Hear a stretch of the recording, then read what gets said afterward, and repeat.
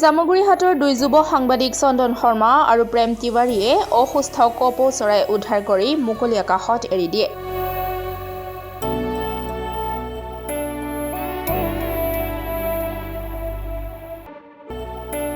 শোণিতপুৰ জিলাৰ জামুগুৰিহাটৰ দুই যুৱ সাংবাদিক চন্দন শৰ্মা আৰু প্ৰেম তিৱাৰীয়ে ধলাই বিলৰ পৰা মহাদল দিশে বাতৰি যুগুত কৰাৰ যাত্ৰাপথত এটা অসুস্থ কপৌ চৰাই দেখা পায়।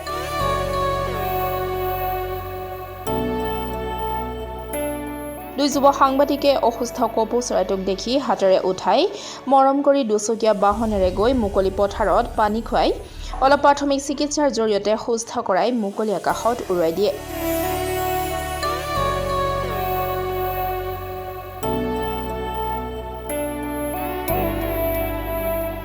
হয়, নমস্কাৰ। আজি পুৱা 10টামান বজাত মই আৰু মোৰ সতীৰ্থ বন্ধু প্ৰেম তিৱাৰীৰ লগত আপোনাৰ ধলাই বিলৰ পৰা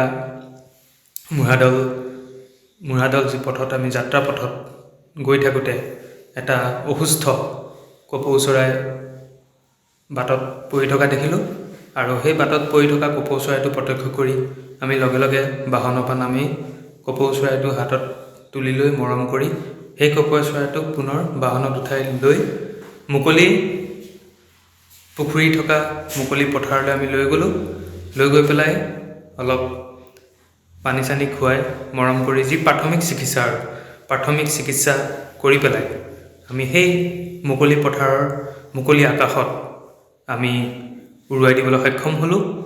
আৰু মোৰ তৰফৰ পৰা সকলোলৈকে এটা বিনম্ৰ অনুৰোধ যে আপোনালোকে যদি কোনো জীৱ জন্তু লাগিলে সৰু চৰাই নহওক কিয় যদি তেনেকুৱা অসুস্থ অৱস্থাত যদি পৰি থাকে ক'ৰবাত বাটে পথে বা য'তে হ'লেও আপোনালোকে যাতে তৎকালীনভাৱে সেই পক্ষীটোক নিজৰ ফালৰ পৰা যি প্ৰাথমিক চিকিৎসাৰে সুস্থ কৰি পেলাই যাতে মুকলি আকাশত উৰুৱাই দিয়ে, মোৰ ফালৰ পৰা সেই বিনম্ৰ অনুৰোধ। ধন্যবাদ।